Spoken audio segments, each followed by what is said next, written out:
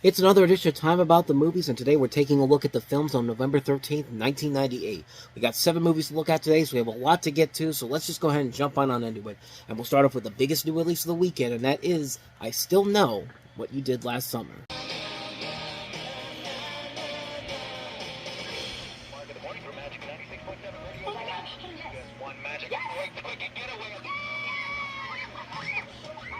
After what happened last summer, We are going to the Bahamas. nobody deserves a vacation more than Julie James. We have arrived in paradise. And here, miles from civilization, So a great weekend. Got to agree with the she's finally gotten away from it all. I should have changed that stupid lock. I should have made you wear the key.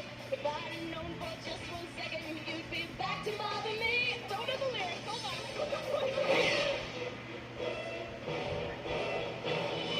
You did something to the screen. I said, what are you talking about?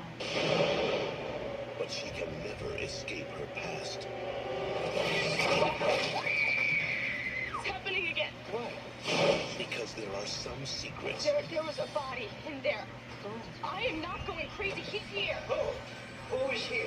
and there are some fears Hey, Julie, you seen any dead bodies out there? 2 summers ago, we hit Ben Willis with our car, and then we threw his body in the water.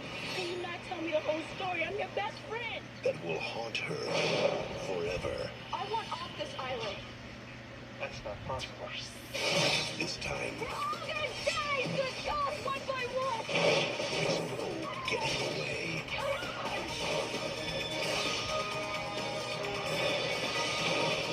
Let it go!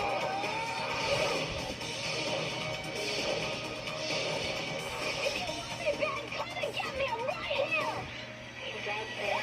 I still know what you did last summer.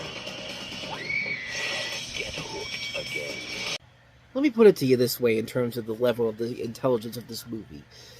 A radio station calls the main characters to tell them they've won a vacation to the Bahamas if they could tell them what the capital of Brazil is. They say it's Rio. That is not the capital of Brazil. Should pretty much tell you everything you need to know about this friggin' movie. I mean, this is about as bad as it gets. And I didn't like the first I Know What You Did Last Summer, but at least it was trying. It had Kevin Williamson behind it. He had written the Scream movies. The Scream movies have an existence to be a franchise. This does not. This is pretty much just the exact same movie, except a new assortment of victims that are going to get chopped up, except for Jennifer Love Hewitt and Freddie Prinze Jr., who are back from the first movie. But this time, hey, we got Brandy, we got Mekhi Phifer, we got this guy Matthew Settle, whoever the hell he is. I really don't know who he is. I'm blanking on what I know him from, but like the stupidity levels of this movie are really ridiculous. Like, it just makes no sense whatsoever. There's not any excitement to this. The scares in this are not that exciting. It's the same movie over and over again, and it doesn't do anything different or new or unique to make it stand out or have a purpose. Like I said, Scream has a purpose to exist for more than one movie. They showed you that with the second film. This does not. This is a film that is just all over the place. It's the same movie over again. It's not exciting. It's not intelligent. It's not smart. It's not enjoyable whatsoever. Even if you went to see this just because you know it's a generic slasher movie, there are so many better generic slasher movies than this freaking piece of crap. And I don't like it. I really do not like this movie. I've never liked these. I Know What You Did Last Summer movies, but the first one at least had a purpose for existing. This one just exists because the first one was such a big success and they had to make a sequel. Like, they didn't even wait a full year for this movie to come out. That's how bad this movie is. It's just like, it's a mess. It's a mess on so many levels. That's I Still Know What You Did Last Summer. So let's go ahead and move on to the next movie, and that is Anthony Hopkins and Brad Pitt in Meet Joe Black. From the next world Let me ask your opinion. Do I blend in? has come to visit ours. You want me to be your guy? I wish you'd see the world. Tell me about yourself, Joe. I'm sometimes not quite at home around people. On November 13th, Universal Pictures invites you to experience life I would like it if we were friends. I've got plenty of friends. I don't have any. through the eyes of Joe Black. I have this big feeling in my knee. Did you tell her who you are? What are you afraid of, Dad? That I'll fall head over heels for Joe? Why, I have. Brad Pitt, Anthony Hopkins. I don't want to leave. Meet Joe Black. I want to be with you, Joe. Rated PG-13. Starts Friday, November 13th.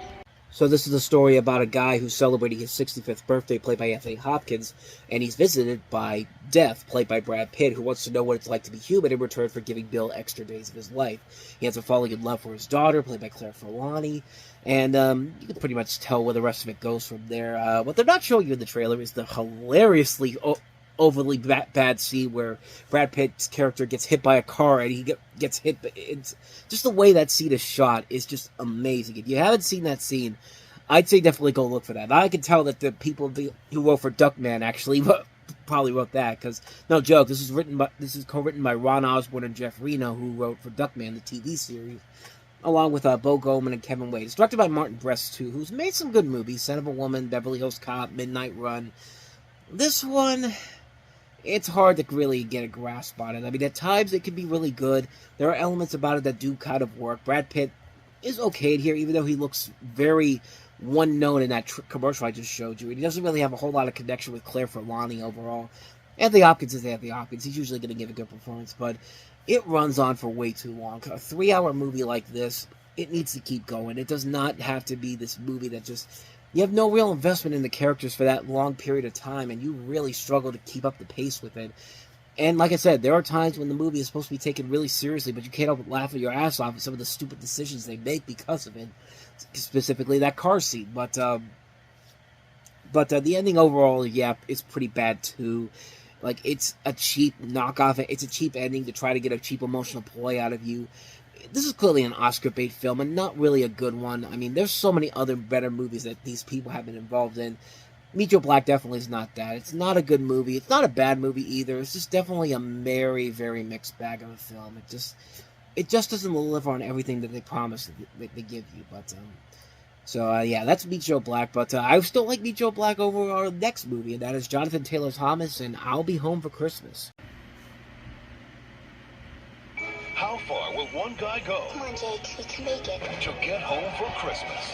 3,000 miles, I'm in the middle of nowhere being attacked by a killer buzzard. 12 states, Put this on, act like my elf. How the hell's that? Happy. one red suit. Ho, ho, ho! Merry Christmas! Whatever. For Jonathan Taylor Thomas, the holiday rush is on.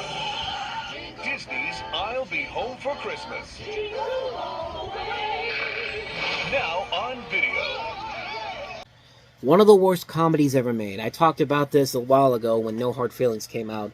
That movie, which was a much better mix of that movie and Private Lessons, two of the worst comedies of all time. The director of that probably saw, No Hard Feelings probably saw those movies and said, you know what, I can make a good movie out of this. I mean, this is something that can be made into a successful film. This film, not so much. The plot is literally a college student who must make it home from his campus in Los Angeles, California, to his family home in Larchmont, New York, in time for Christmas dinner in order to win his father's Porsche.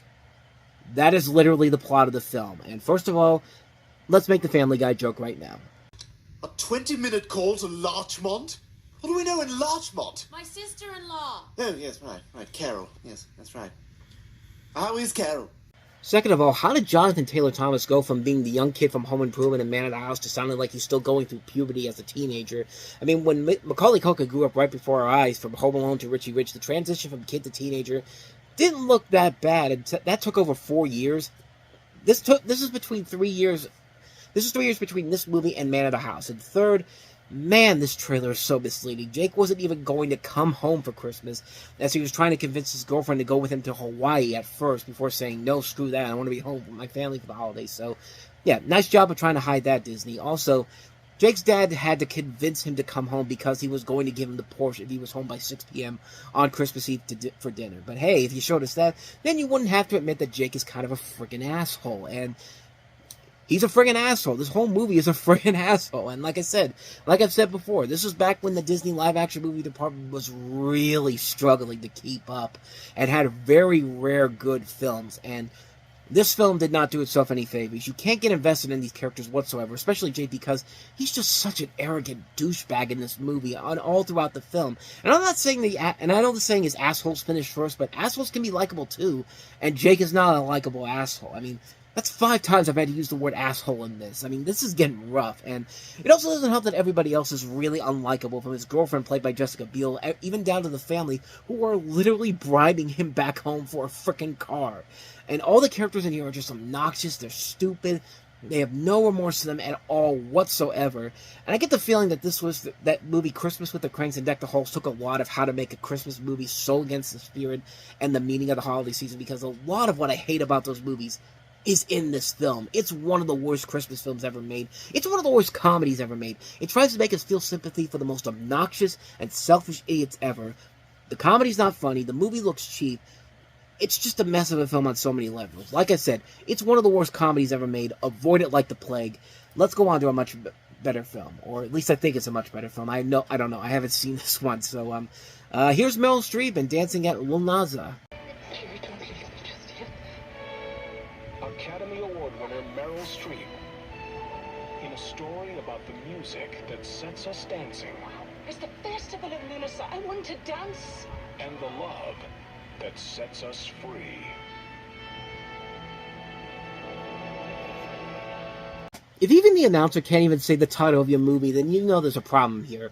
But here's a Meryl Streep movie you probably never even heard of, so chances are the movie ain't that good. This is based off of a play by Brian Friel set in County Donegal in Ulster in the north of Ireland in August of 1936 in the fictional town of Ballybeg, and it's a memory play told from the point of view of the adult Michael Evans, the narrator, as he recounts the summers at his aunt's cottage when he was 7 years old. But like I said, I haven't seen the movie, so maybe it's actually not that bad. I've never even heard of this play, quite honestly, so I mean, maybe the play itself is good, but I don't know. Just the fact that they didn't even bother to say the title in that trailer there, just, that's probably not a good sign for this movie going forward. And like I said, it's a Meryl Streep movie you probably never even heard of. The film didn't even do that well with critics. I mean, they'll praise it because Meryl Streep in there. I mean, Meryl Streep could take a shit while sitting on the toilet, and she'd get praised for it. I mean, come on, that's the obvious truth, but yeah, I've got nothing else for you on this one here. I've never seen the movie, so I can't really say if it's any good or not.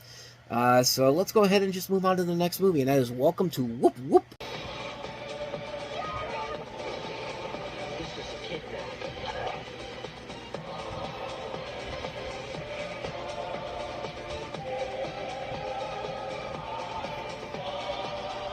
Another one I never even heard of, but this is the follow-up for Stephen Elliott after his success with The Adventures of Priscilla Queen in the Desert, and you have Jonathan Scheck as a con artist who escapes a deal gone wrong in New York and winds up in the Australian outback in a strange town where inhabitants are an oddball collection of misfits.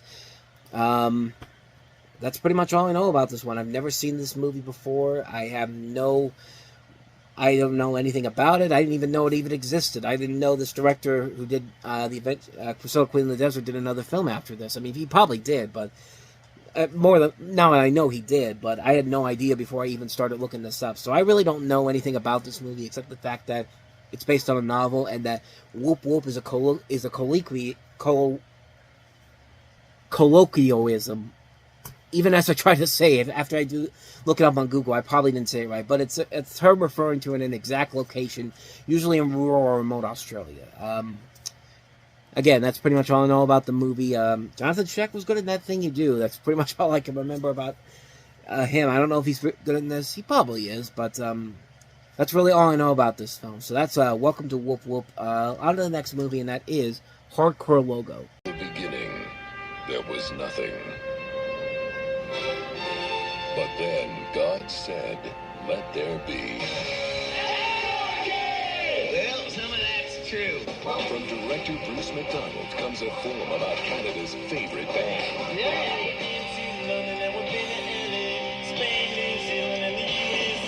Hardcore Logo. Now. So this is a Canadian mockumentary centering around the documentary of a once popular punk band called Hardcore Logo, comprising of lead singer Joe Dick, famed temper guitarist Billy Talent, schizophrenic bass player John Oxenberger, and drummer Pipe Fitter. Basically, it's kind of like it looks like a Canadian version of This Is Spinal Tap, and I've seen This Is Spinal Tap many times. Never heard of this movie before. Apparently it was a big success because they made a sequel to this not but 15 years after this movie came out in Canada for the first time.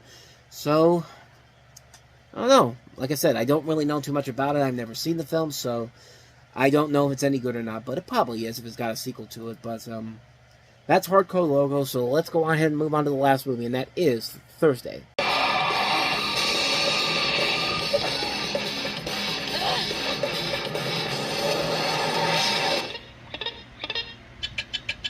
So Thursday centers around a former LA drug dealer who's moved to Houston to make a new life for himself and as a married architect. Everything falls apart when he is suddenly visited by one of his former cohorts who comes carrying heroin. And you have a cast that includes Thomas Jane, Aaron Eckhart, Pauline Porskova, James LaGrosse, Paul Marshall, Michael Jeter, Glenn Plummer, Mickey Rourke, Gary Doonan. It's directed by Skip Woods, who would later become known as a prolific writer for stuff like Swordfish, Hitman, A Good Day to Die Hard, X-Men Origins Wolverine, The A-Team. Notable films.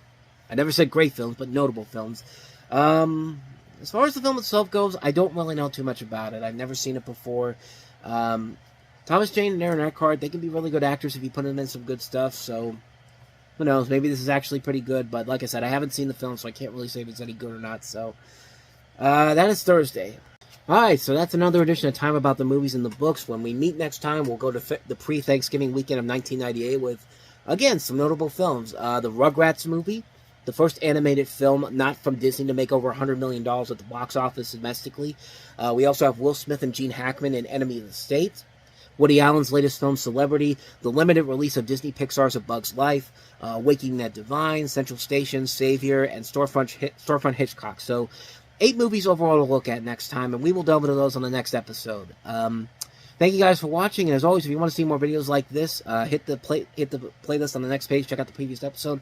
Also, don't forget to hit the like and subscribe button if you want to see more videos like this on this channel. Now, coming up after this, shortly after this, is another episode of Time About the Movies Flashback. We're taking a look at the weekend of November 18th, 1988, and we'll have the second episode of that coming up shortly after this video gets updated. So, I'll see you guys in just a little bit for that, but until then, take care.